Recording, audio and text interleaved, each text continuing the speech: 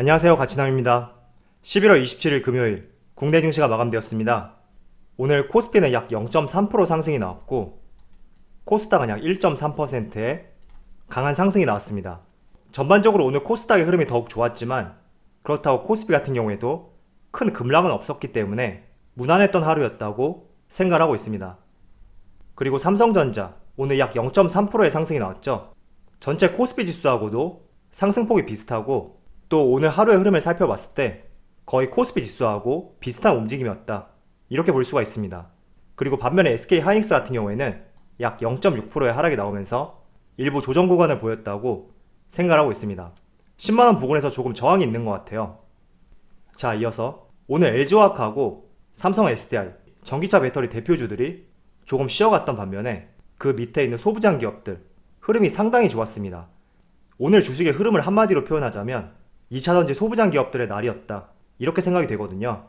한번 살펴보면 LNF 같은 경우에는 무려 12.5%의 강한 상승이 나왔고 첨보 같은 경우에도 4.6%의 강한 상승이 나왔습니다. 이 두 종목 외에도 대부분의 종목들이 상승이 나왔고 상승의 폭도 상당히 컸다는 것을 알 수가 있습니다. 자, 그럼 바로 수급을 한번 살펴보겠습니다. 자, 오늘 코스피의 수급을 살펴보면 외국인의 소폭 순매수가 이어졌고 개인도 순매수를 보여주었죠. 반면에 기관 같은 경우에는 여전히 순매도를 보여주었네요. 이어서 코스닥을 살펴보면 오늘은 외국인의 순매수세가 코스닥이 집중이 되었다고 생각하고 있습니다. 때문에 오늘 1% 이상의 강한 흐름이 나왔고 기관 쪽에서도 소폭이나마 순매수를 보여주면서 상대적으로 코스피보다 흐름이 좋았던 하루였다고 볼 수가 있습니다. 자, 삼성전자를 살펴보면 오늘 삼성전자는 외국인과 개인의 양매수가 들어왔고 기관 쪽에서 매도세를 보여주면서 오늘 약보합으로 마감이 되었고요. 반면에 SK 하이닉스 같은 경우에는 개인 나홀로 순매수를 보여주면서 오늘 일부 하락으로 마감이 되었다고 확인할 수가 있습니다. 자, 그럼 바로 주체별 매매 동향에 대해서 살펴보도록 하겠습니다. 11월 27일 외국인이 가장 많이 매수한 종목은 셀트리온 헬스케어, SK케미칼, 두산중공업, 셀트리온 제약, 삼성전자, 이렇게 5종목을 순매수 상위 종목으로 올렸습니다. 앞서 보여드렸던 LNF하고 첨보, SKC까지 2차전지 소부장 기업들도 포함이 되어 있죠. 그리고 셀트리온 헬스케어 같은 경우에는 제가 뒤에서 조금 말씀을 드릴게요. 이어서 기관을 살펴보면 SK이노베이션, 한미약품, 삼성화재, LNF, 삼성전기, 이렇게 5종목을 순매수 상위 종목으로 올렸습니다.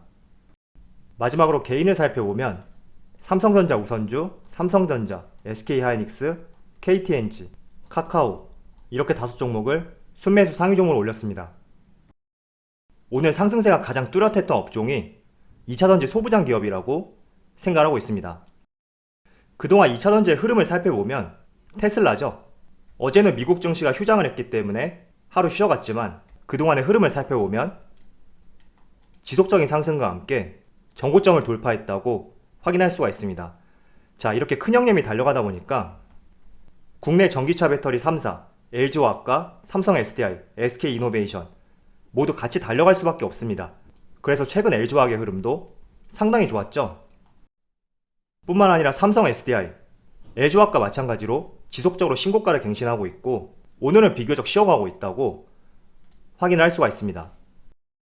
이어서 SK이노베이션 같은 경우에는 LG화학과 삼성 SDI 이 두 종목과 달리 전고점을 돌파하지 못했단 말이에요. 그런데 오늘 이 두 종목이 쉬어갈 때 어제와 오늘 비교적 좋은 흐름을 보이고 있다고 볼 수가 있습니다.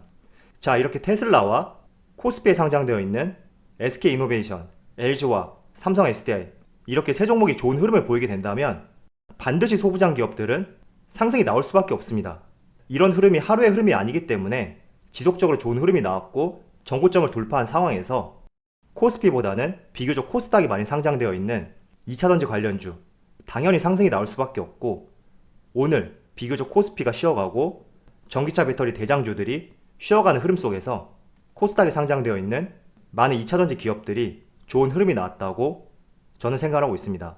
자, 그래서 이런 흐름에 대해서 항상 여러분들이 생각하면서 먼저 전기차 배터리 3사 기업들이 좋은 흐름이 나와준다면 다시 소부장 기업들의 좋은 흐름도 이어질 수 있고 2차전지 뿐만 아니라 반도체, 5G 모든 섹터가 마찬가지예요. 항상 코스피 우량주, 대형주 중심의 종목들이 상승세를 보인다면 반드시 그 기업을 고객사로 두고 있는 소부장 기업들, 같이 좋은 흐름이 나오는 것은 시점의 차이는 있겠지만 어쩌면 당연한 흐름이라고 볼 수가 있습니다. 자, 오늘 2차전지 관련주 중에서도 가장 선제적으로 강한 상승이 나왔던 종목이 두산솔루스예요. 두산솔루스에 대해서 말씀을 드리면 전지박, 즉 동박이라고 하죠. 이 동박을 생산하는 기업인데 국내 기업 중에는 유일하게 유럽 내에 헝가리 공장을 가지고 있습니다. 자, 그리고 오전장에 강한 상승이 나왔던 이유는 완성차 제조업체인 테슬라하고 직접 계약을 체결할 가능성이 상당히 높다, 이런 보도자료가 발표가 되면서 오늘 두산솔루스를 바라보는 많은 시각들이 오전장에 집중이 되었고, 두산솔루스뿐만 아니라 유럽 내에 생산 공장을 가지고 있는 동아기업, 이 종목도 덩달아 좋은 흐름이 나왔다고 확인할 수가 있습니다. 자, 오늘 두산솔루스의 흐름 한번 살펴보면 장 초반과 달리 윗꼬리를 많이 달고 내려오고 있죠. 어쩌면 이런 흐름이 당연할 수도 있어요. 왜냐하면 그동안 박스권이라고 볼 수 있는 이런 구간 내에 있던 주가가 오늘 하루 만에 단숨에 큰 갭상승을 보였기 때문에 제가 항상 말씀을 드렸죠. 강한 갭상승이 나올 때는 꾸준하게 상승하는 종목보다 강하게 상승이 나오는 종목들이 더 매도 욕구가 강해진다, 이런 말씀을 드렸습니다. 그런 취지에서 오늘 강한 갭상승이 나왔고 그동안 3월부터 11월까지 5만원 밑에서 매수했던 많은 투자자들의 매도세가 나왔기 때문에 이렇게 윗꼬리를 많이 달고 있다고 볼 수가 있습니다. 자, 그리고 두산솔루스 같은 경우에는 전지박 공장이 헝가리에 있거든요. 그런데 테슬라 측에서 왜 두산솔루스하고 공급 계약을 맺을 가능성이 높냐, 이렇게 볼 수가 있죠. 그 이유 중에 하나는 일단 전기차 시장 같은 경우에는 중국이 전 세계 약 50%의 점유율을 가지고 있어요. 그리고 중국을 제외한다면 유럽 시장이 가장 크거든요. 그리고 국내 기업 같은 경우에는 중국보다는 유럽 비중이 상당히 높습니다. 그래서 헝가리의 전지박 공장을 가지고 있는 두산솔루스, 많은 배터리 제조사들과 높은 접근성을 바탕으로 지리적 강점을 가질 수가 있습니다. 때문에 오늘 두산솔루스뿐만 아니라 헝가리의 배터리 전액 생산 공장을 짓기로 계획을 했던 동아기업 같은 경우에도 지금 현재 장 종료 약 40분 전인데 11%의 강한 상승을 보이고 있습니다. 그래서 전반적으로는 2차전지 관련주 중에서도 유럽 내에 생산 공장을 보유하고 있던가 아니면 계획 중인 기업들, 그런 기업들 위주로 더욱 좋은 흐름이 나왔고, 이런 흐름이 나올 수 있었던 이유는 중국을 제외한 전기차 시장에 가장 큰 파이를 차지하는 부분이 유럽이고, 유럽 내에 생산 기지를 가지고 있다는 말은 높은 접근성을 바탕으로 지리적 강점을 보일 수 있기 때문에 앞으로 더욱 좋은 소식이 나오지 않을까, 이런 기대감들이 반영이 되었다고 저는 생각하고 있습니다. 자, 그렇지만 2차전지 관련주 같은 경우에는 지금 말씀드린 동아기업 그리고 두산솔루스, 이 두 종목 외에도 언제나 우리가 긍정적으로 바라보고 관심 종목에 넣어야 되는 섹터다, 저는 이렇게 생각하고 있습니다. 그래서 상대적으로 그동안 코스피가 좋은 흐름을 보였고 삼성 SDI, 테슬라, LG화 모두 신고가를 갱신한 상태에서 코스닥 비중이 높은 2차전지 소부장 기업들, 앞으로도 관심을 가져보고 좋은 기회가 왔을 때 매수 관점으로 내다본다면 언제든지 좋은 성과는 있을 거라고 저는 생각하고 있습니다. 자, 그리고 한 가지 더 말씀을 드리면 두산솔루스 같은 경우에는 전지 동박을 생산하는 기업이거든요. 이 기업하고 유사한 사업을 하는 기업이 SKC, 이 종목도 현재 약 8%의 굉장히 좋은 흐름을 보이고 있습니다. 뿐만 아니라 일진머티리얼즈, 이 종목도 현재 약 3.3%의 좋은 흐름을 보이고 있죠. 자, 그런데 일진머티리얼즈하고 SKC 같은 경우에는 유럽 내에는 생산 공장이 없어요. 다만 말레이시아 내에 지금 전지박 공장을 건설 중에 있다, 이렇게 말씀을 드릴게요.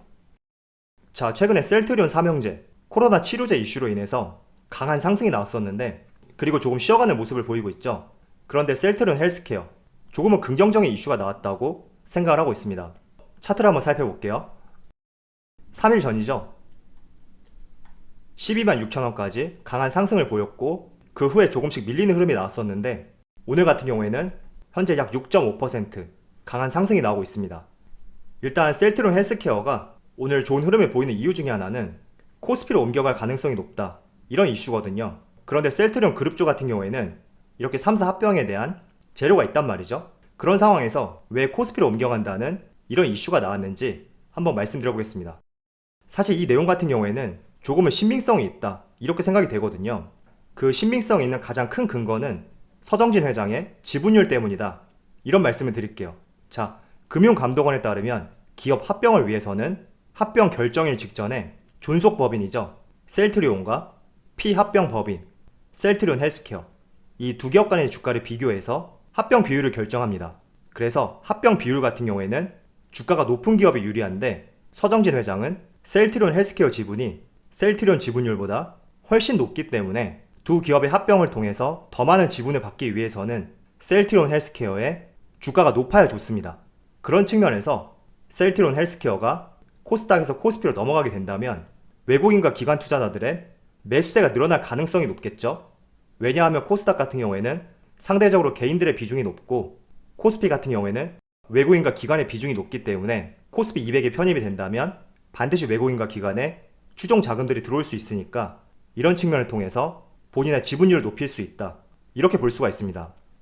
자, 그래서 이러한 기대감 때문에 지금 셀트리온 헬스케어 주가가 6.5%나 강한 상승세를 보이고 있다고 생각하고 있습니다. 자, 그래서 저는 이러한 이슈가 있으니까 매수하자는 의견보다는 만약에 여러분들이 보유하고 계시다면 아마도 지난 6월 달에 고점에서 매수하신 분들이 아니라면 대부분 수익 중일 거예요.